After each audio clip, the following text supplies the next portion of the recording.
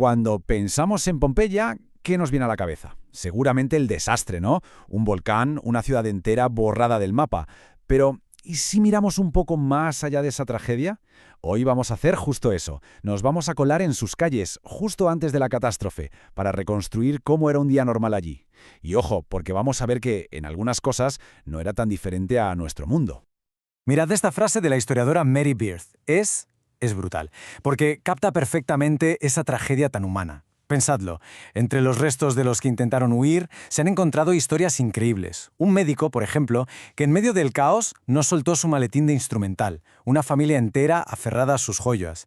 Pero lo que de verdad te pone la piel de gallina es esto. La gente que, en un último gesto de esperanza, se guardó la llave de casa en el bolsillo. De verdad creían que iban a volver. Y esa es la gran pregunta, ¿no? ¿Cómo era ese mundo al que querían volver? Para entender de verdad lo que se perdió ese día, tenemos que hacer un viaje en el tiempo. Vamos a meternos de lleno en la Pompeya de verdad, esa ciudad llena de vida, de ruido, de gente, la que quedó enterrada para siempre. El momento clave, claro, es este. Año 79 después de Cristo. El Vesubio explota y lo sepulta todo. Para la gente que vivía allí fue un infierno, una catástrofe total. Pero, y aquí viene la gran paradoja de Pompeya, para la historia fue casi un milagro. Fue como si alguien le diera el botón de pausa, congelando un instante de la vida romana para que pudiéramos verlo casi 2000 años después. Venga, pues vamos al lío.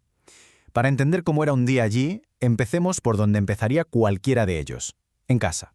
Aquí tenemos las dos caras de la moneda de Pompeya. A un lado, la domus, esa pedazo de casa unifamiliar para la gente con dinero, vamos.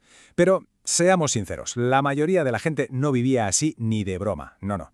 La realidad para el pompeyano de a pie eran sitios como la ínsula Arriana Poliana, que era básicamente un bloque de pisos de alquiler enorme. La vida de verdad transcurría en apartamentos minúsculos, a veces de una sola habitación, los llamados cenácula. Si tenías la suerte de vivir en una domus de estas, la vida social giraba en torno al atrio, el patio ese central que vemos. Las paredes, una pasada, llenas de frescos con colores vivos, escenas de mitología, y los jardines no eran solo para postureo, también eran huertos donde cultivaban su propia comida.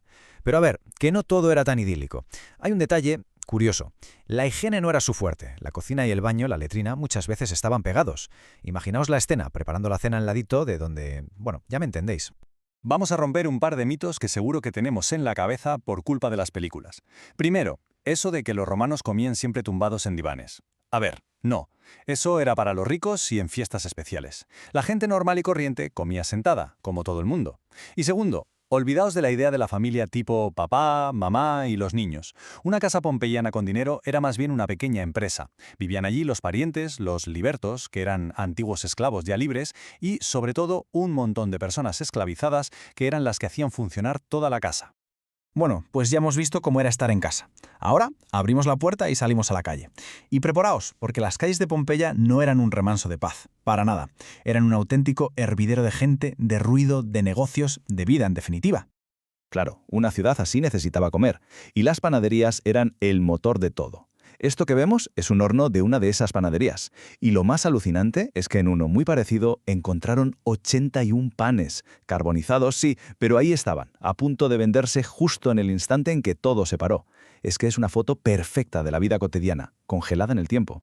Y si hablamos de comida, tenemos que hablar del producto estrella de Pompeya, el garum. A ver cómo explico esto. Imaginaos el ketchup o la salsa de soja de hoy. Pues el garum era eso, pero a lo bestia. Una salsa súper intensa de pescado fermentado que le echaban a todo.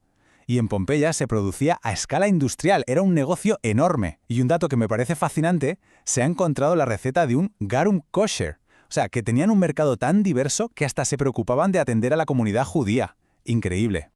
Las paredes de Pompeya eran literalmente su red social. No había Instagram ni Twitter, así que todo se ponía en los muros. Anuncios, propaganda política, declaraciones de amor, grafitis de todo tipo. Y de vez en cuando te encuentras joyitas como esta.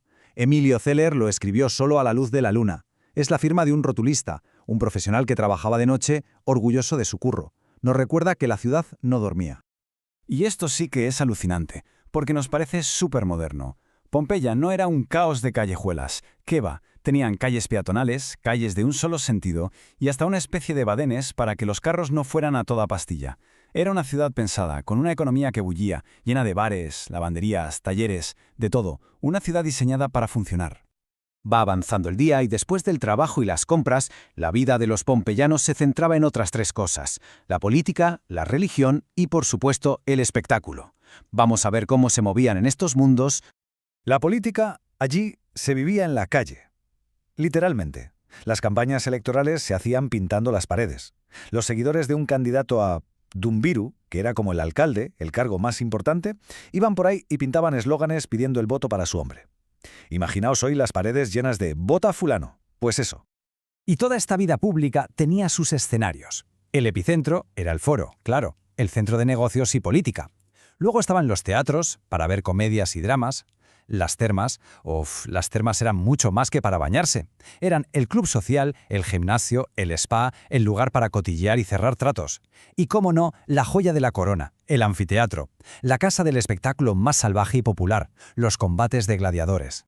Y ojo, que lo de los gladiadores no era una carnicería sin más, era un espectáculo súper técnico y complejo. No era solo dos tíos pegándose. Cada gladiador era un especialista, como vemos aquí. Tenían sus categorías, su equipamiento, su estilo. El combate clásico era el reciario, el tío ágil con la red y el tridente, contra el mirmillo, el tanque, con su escudo enorme y su espada. Era un duelo táctico total, agilidad contra fuerza. Todo un show pensado para enganchar al público. Es que los gladiadores buenos no eran solo luchadores, eran ídolos de masas, eran las estrellas del rock, los futbolistas de la época. Y esta pintada lo deja clarísimo. Célado, el Tracio, hace suspirar a las chicas. Es genial. Tenían fans, la gente se sabía sus nombres, sus estadísticas. Su fama iba mucho más allá de la arena, como cualquier deportista de élite hoy en día. Y con esto volvemos al principio, al final de todo. Pero ahora, después de este paseo, cuando miramos las ruinas, ya no vemos solo la destrucción. Ahora podemos escuchar los ecos de toda esa vida que hemos estado explorando. Porque la tragedia no fue solo humana, la erupción arrasó con todo el ecosistema de la ciudad. El esqueleto de esta mula, o este asno, encontrado en el establo de una panadería, es un recordatorio muy potente. La ciudad entera dependía de estos animales para mover los molinos, para transportar mercancías. Ellos también quedaron atrapados. También fueron víctimas silenciosas de la catástrofe. Y llegamos a esta frase, otra vez de Mary Beard, que para mí lo clava. Pompeya es muy familiar y muy extraña a un tiempo. Y es que es justo eso. Nos parece súper familiar cuando vemos sus calles, sus bares, su comida para llevar, hasta sus campañas electorales. Pero, al mismo tiempo, nos resulta de otro planeta, un lugar muy extraño, con una sociedad que se basaba en la esclavitud y cuyo mayor entretenimiento era ver a gente matándose en un anfiteatro. Al final, Pompeya funciona como un espejo y nos deja con una pregunta flotando en el aire. Si nuestro mundo ahora mismo se quedara congelado en un instante, ¿qué historia contarían nuestros restos? ¿Qué objetos, qué edificios, qué mensajes en nuestros muros digitales contarían quiénes éramos? ¿Qué les parecería familiar a los arqueólogos del futuro y qué les parecería una auténtica y completa locura?